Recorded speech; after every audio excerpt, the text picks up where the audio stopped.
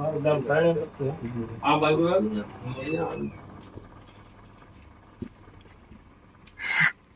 ને બોલો અહીંયા મારું ગામ ધાણેતર છે. હા અને અમારી જમીન ધાણેતર ગામમાં જે આવેલ હતી તે છેલ્લા 15 વર્ષથી માથા ભારે થતું એ કબજો કરેલ હતો. અને અમને કોઈ દિવસ એવી આશા નહોતી કે આ જમીન પર અમે પરત જઈ શકશું. પણ આપની દયાથી અમે ખૂબ ખૂબ આભાર માનીએ છીએ કે તમારી દયાથી આજે અમને તમે કબજો સોંપેલ છે. ભગવાન માતાજી તમને સુખી રાખી અને અમારી આયુષ્ય અમને લાગી જાય. આવા નવા અમારા જેવા ગરીબ માણસોના કામ કરતા રહેજો. અને અમને કોઈ દિવસ એવી આશા નહોતી કે અમે આ પગલે પહોંચી શકશું. પણ આપની દયાથી અમે આજે બહુ આભાર વ્યક્ત કરી છે. તે જમીન 21 વીઘાની હતી.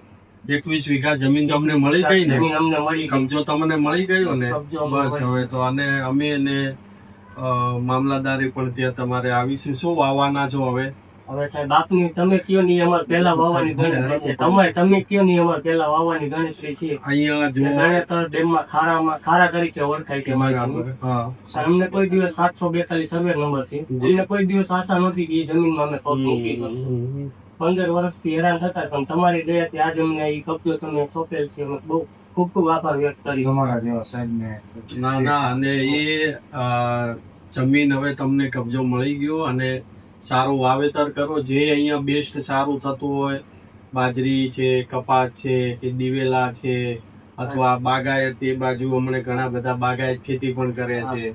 બરાબર છે. તો જે તમને યોગ્ય લાગે, સારું જે ઉત્પાદન મળે એવું વાવો. અમે ચોક્કસ આવીશું. એક વખત તમે અમારે અહીંયા પગલા કરો. તમારી દયાથી આજે અમને મળ્યું છે ને તમે કોઈ દિવસ અમે કોઈ દી પાંદડે નહોતો થાય એવું. અમને આશા નહોતી સાહેબ. તમારી દયાથી કે જો ન્યાય મળે ને એ જ મહત્વની બાબત છે. પણ અમારા માટે તો તમે ભગવાન સ્વરૂપે આવ્યો નતા. અમે આટલા ટાઈમથી હેરાન થતા હતા. અમને કોઈ દિવસ ક્યાંય આવો ન્યાય નથી મળ્યો. પહેલી વખત મારી 40 વર્ષની ઉંમર થઈ, પહેલી વખત મેં આજે આવા અધિકારી જોયા છે કે જે ગરીબના સહારે આવ્યા એમ. આપણે અહીંયા કોઈ સાલ એવી પડી જાય એમનું આપણે સન્માન અમારે લાવો એક સાલ ત્યાં પડી છે, અંદર પડી છે.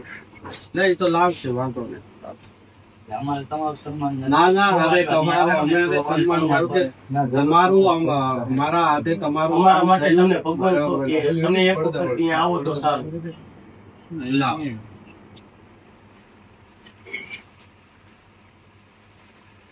અમારું જે કામ થઈ ગયું છે એ જ મહત્વની બાબત. અરે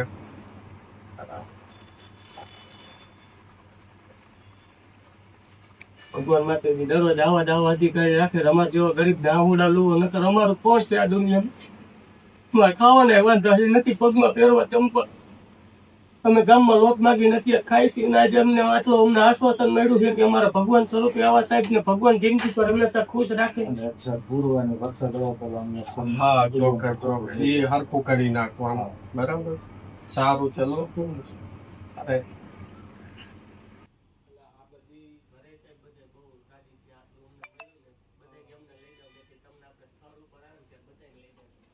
સ્થળ ઉપર આવીશું ત્યારે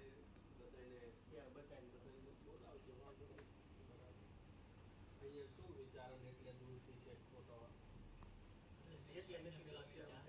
રજૂઆત કરી.